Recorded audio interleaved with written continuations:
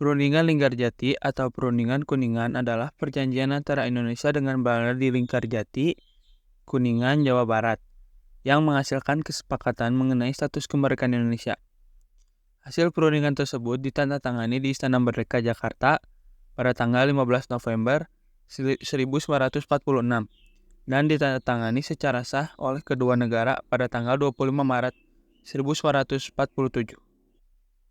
Bangsa Indonesia mendeklarasikan kemerdekaannya pada tanggal 17 Agustus tahun 1945 setelah dijajah oleh negara-negara Eropa, terutama Belanda dan kemudian Jepang. Meski telah mendeklarasikan kemerdekaan, Indonesia masih menjadi incaran Belanda yang ingin kembali berkuasa.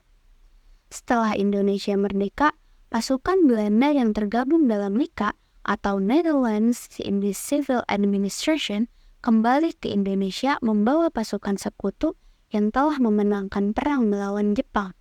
Maka, jadilah serangkaian perundingan untuk membahas status kemerdekaan Indonesia. Pertemuan pertama diadakan pada tanggal 23 Oktober tahun 1945 di Jakarta oleh perwakilan Republik Indonesia dan NICA. Tetapi tidak ada kesepakatan yang dicapai. Pertemuan kedua berlangsung pada tanggal 13 Maret tahun 1946, dilanjutkan pada tanggal 16 dan 17 Maret tahun 1946, dan menghasilkan dokumen yang dikenal dengan konsep Batavia atau Formula Jakarta. Dokumen ini merupakan nota kesepahaman untuk memasuki tahap negosiasi selanjutnya.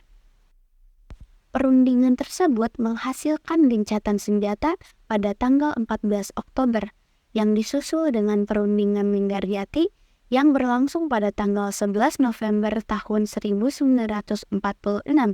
Menyusul pemilihan umum Belanda tahun 1946, pemerintah koalisi yang baru terbentuk memutuskan untuk membentuk komisi bersama untuk memulai negosiasi dengan Indonesia.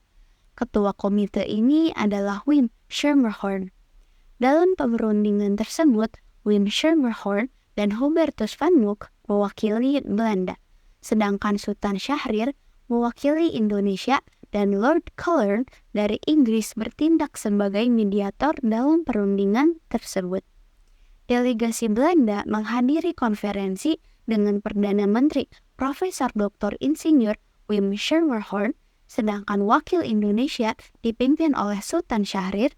Inggris atau Sekutu bertindak sebagai perantara yang diwakili oleh Sir Archibald Clarke atau Lord Inverchapel.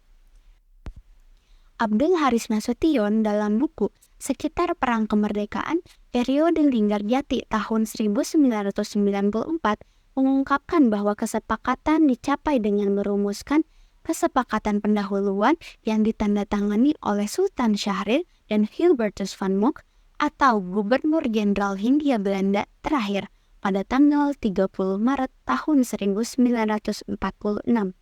Kronologi sejarah perjanjian Linggarjati. Setelah beberapa pertemuan awal, diadakan forum di Hoogvliet, Belanda dari tanggal 4 sampai 24 April 1946. Untuk membahas masalah status negara, kemerdekaan dan wilayah Indonesia.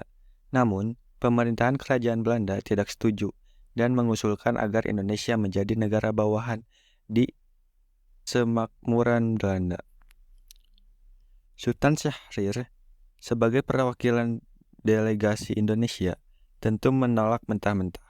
Indonesia menginginkan kedaulatan penuh. Negosiasi dilanjutkan pada 7 Oktober 1946 dengan tujuan menyelesaikan satu demi satu masalah. Delegasi Indonesia dalam forum ini antara lain Sultan Syahrir, Gani, Amir Syarifudin, Susanto Tirtoprodjo, Muhammad Rum Ali Budiarjo. Pada tanggal 14 Oktober 1946 disepakati bahwa akan diadakan pembahasan lebih lanjut mengenai pengakuan Belanda atas Indonesia. Pertemuan penting ini ditetapkan pada tanggal 12 November 1946 di Linggarjati, Kuningan, Jawa Barat. Isi Perjanjian Linggarjati. Perundingan Linggarjati berlangsung selama 3 hari, yaitu sampai dengan tanggal 15 November 1946. Isi Perjanjian Linggarjati adalah sebagai berikut. Yang pertama, Belanda menguasai secara de facto Republik Indonesia dengan wilayahnya meliputi Sumatera, Jawa, dan Madura. Yang kedua, Belanda harus meninggalkan wilayah de facto paling lambat 1 Januari 1949. Yang ketiga, Republik Indonesia dan Belanda akan bekerja sama untuk membentuk negara Indonesia Serikat. Sebagai Republik Indonesia Serikat atau disingkat RIS, salah satu negaranya adalah Republik Indonesia, itu RI. Yang keempat adalah RIS, dan Belanda akan membentuk aliansi Indonesia-Belanda dengan Ratu Belanda sebagai presiden. Kartasasmita dalam bukunya 30 tahun kemerdekaan Indonesia 1945 sampai 1960 mengatakan bahwa isi Perjanjian Linggarjati masih menjadi kontroversi di Komite Nasional Indonesia Pusat atau disingkat KNIP dengan melancarkan invasi militer pertamanya pada tanggal 21 Juli 1947. Tujuan Perjanjian Linggarjati. Yang pertama adalah Belanda mengakui kemerdekaan Indonesia. Tujuan pertama perjanjian ini adalah untuk memperoleh pengakuan kemerdekaan Indonesia dari Belanda. Hanya saja, Belanda tetap tidak mau menyerahkan bangsa Indonesia, sehingga tetap mengklaim Belanda memiliki sebagian wilayah di Indonesia. Yang kedua, dunia mengakui kemerdekaan Indonesia. Pengakuan internasional atas kemerdekaan Indonesia juga sangat penting bagi Indonesia, karena dengan pengakuannya, Indonesia otomatis mendapat dukungan dunia dalam melawan penjajahan termasuk hak asasi manusia. Waktu dan tempat Perjanjian Linggarjati, kesepakatan bersejarah antara Indonesia dan Belanda ini akhirnya terwujud. Perjanjian Linggarjati dilaksanakan sejak tanggal 11 sampai dengan tanggal 13 November 1946. Tempat pelaksanaan perjanjian atau perundingan ini adalah di Linggarjati, Cirebon. Meski berlangsung dari 11 hingga 13 November 1946, penandatanganan Perjanjian Linggarjati baru dilakukan pada 25 Maret 1947. Di sela-sela waktu luang, para delegasi berkomentar untuk melengkapi isi perjanjian agar kedua belah pihak dapat menemukan titik temu untuk meratifikasi perjanjian ini. Pro dan kontra Perjanjian Linggarjati. Pro dan kontra pun mewarnai teks perjanjian tersebut.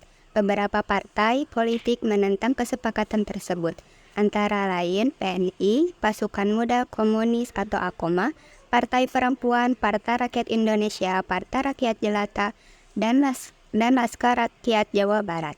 Sedangkan pihak yang mendukung kesepakatan ini adalah Perindo, PKI, Partai Buruh, BTI, Partai Katolik, Tentara Rakyat, dan Parkindo. Sedangkan Dewan Pusat Kongres Pemuda memilih netral untuk menjaga persatuan di antara organisasi yang membentuknya. Terlepas dari pro dan kontra terhadap Perjanjian Linggarjati, Indonesia terbuka untuk mendatangi karena alasan berikut ini. 1. Bangsa Indonesia percaya bahwa jalan yang paling baik dan pasti untuk mencapai tujuan nasional adalah melalui jalan damai. 2. Dukungan simpatik dari pihak internasional akan datang jika Anda mengambil langkah damai. 3. Ada peluang untuk memperkuat militer Indonesia yang lemah. 4. Untuk memperoleh pengakuan kedaulatan diplomasi merupakan jalan yang paling tepat untuk dipilih.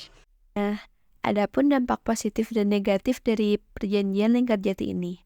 Dampak positif yang pertama yaitu citra Indonesia di mata dunia internasional semakin meningkat dengan pengakuan Belanda atas kemerdekaan Indonesia mendukung negara-negara lain untuk secara sah mengakui kemerdekaan Republik Indonesia.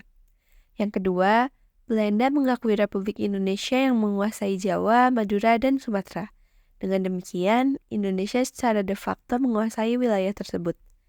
Yang ketiga, berakhirnya konflik Belanda-Indonesia walaupun kemudian Belanda melanggar perjanjian.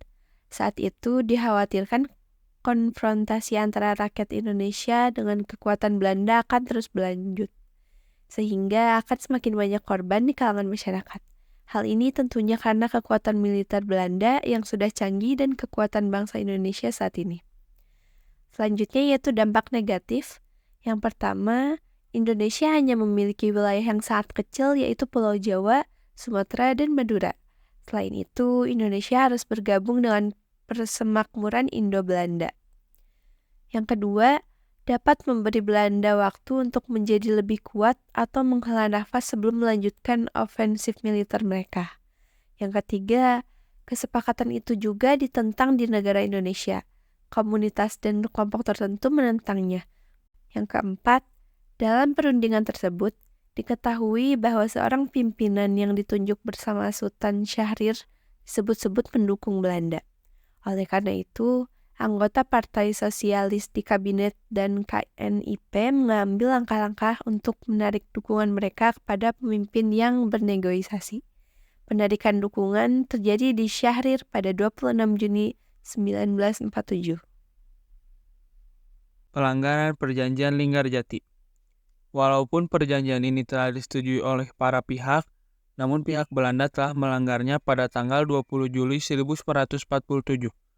Gubernur Jakarta, H.J. Van Mock, mengumumkan bahwa Belanda tidak lagi terikat dengan perjanjian tersebut.